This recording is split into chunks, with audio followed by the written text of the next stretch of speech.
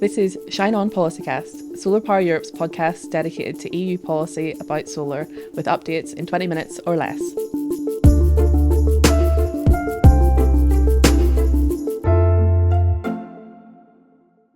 So welcome to this new episode of Shine On Policycast. I'm here today with Jan Osenberg, who's our Head of System Integration here at SolarPower Europe. And today we're going to discuss one of our latest reports on flexible buildings, resilient grids. It was just launched in March at our Solar Power Summit. And before we get into it, we normally have our guest present a prop, and I have to guess what it has to do with the topic that we're here to talk about today. So welcome, Jan. I see you've brought a prop for me. Do you want to describe it for the viewers at home? Yeah, absolutely. Nice. Thanks, Bethany. Nice to be here. So what I brought is an hourglass. Well, do you want to guess? What it has to do with the flexible buildings and resilient grids? I mean, it's time pressing forwards. It's something to do with time. We're running out of time, perhaps. Yeah, what's your take? No, I mean, urgency is of course, when you look at this and the energy transition, urgency is straightforward. But when I'm looking at the energy transition and the demand response and the flexibility potential from buildings, I'm asking myself, why is this taking such a long time? And yeah, that's why I brought this hourglass it's very apt. But then let's go back to basics. What is a flexible building? What does a flexible building mean? Is it bouncy bricks or? A flexible building means that the energy consumption on the building and the energy generation can be adjusted, can be shifted. So instead of consuming your electricity whenever you need it, you shift your consumption according to some external signal, and that you do to serve the electricity system. So then moving energy demand and supply to some extent, that's obviously linked to the energy transition. So what do these flexible buildings and buildings in general have to do with energy transition? Right. So buildings are the place where the majority of the energy consumption takes place. Mm-hmm. So all the sectors that need to be decarbonized, so heating, mobility, all of this, the majority of this takes place in buildings. And of course, also rooftop PV is placed on buildings. 2/3 of the EU solar capacity is on buildings. Mm-hmm. So there's both generation and consumption on these buildings. And as such, flexibility plays a core role. I mean, that seems very intuitive to us. I mean, here at SolarPower Europe, we love rooftop solar. But there are opponents to it out there, unbelievably. They say it's over-subsidized, it's artificial, it's not a sustainable way to build an energy system. I mean, what do you say to people who come up with those thoughts? It's true that there are some opponents to rooftop PV, especially in the past where rooftop PV has boomed. We see that in some countries there's a lot of electricity in the grids in the middle of the day.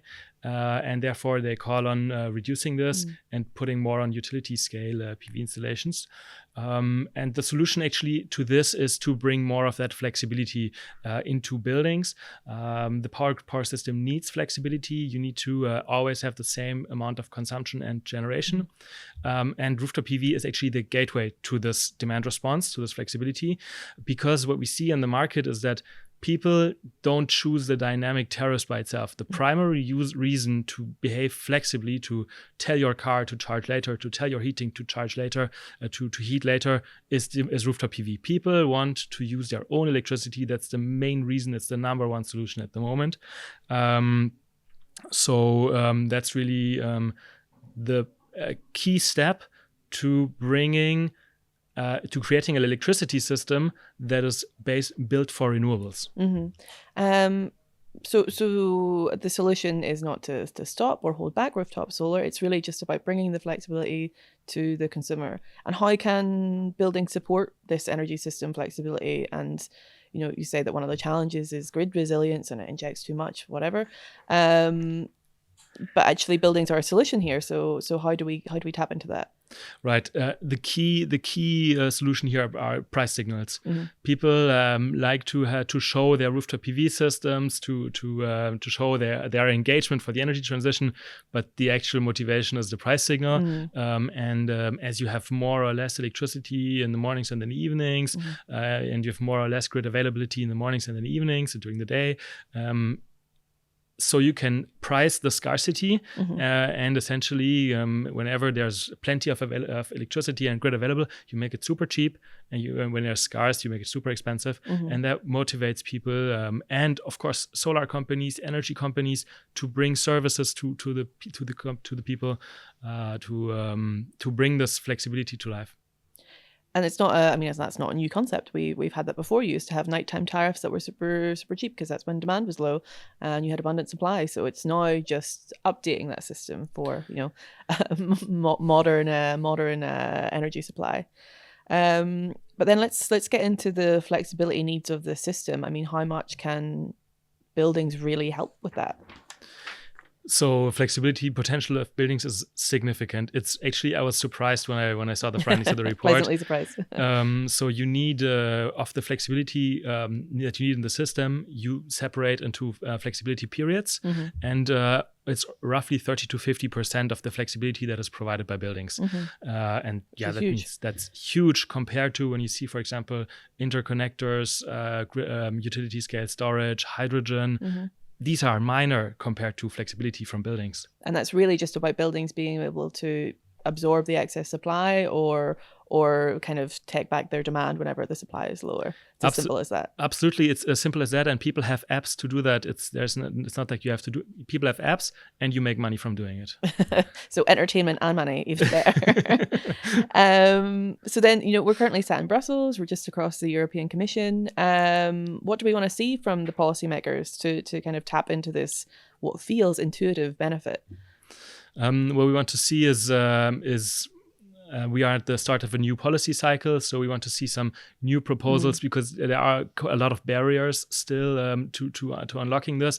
We are actually seeing the market pushing strongly to put this flexibility to the market, to put this flexibility out there wherever the system allows it. But there are still grid operators that don't have flexible price signals. There are still electricity suppliers with flat tariffs, and so we expect policymakers to address this gap by a flexibility package as part of the new mandate and a storage action plan, which also includes small-scale storage for buildings.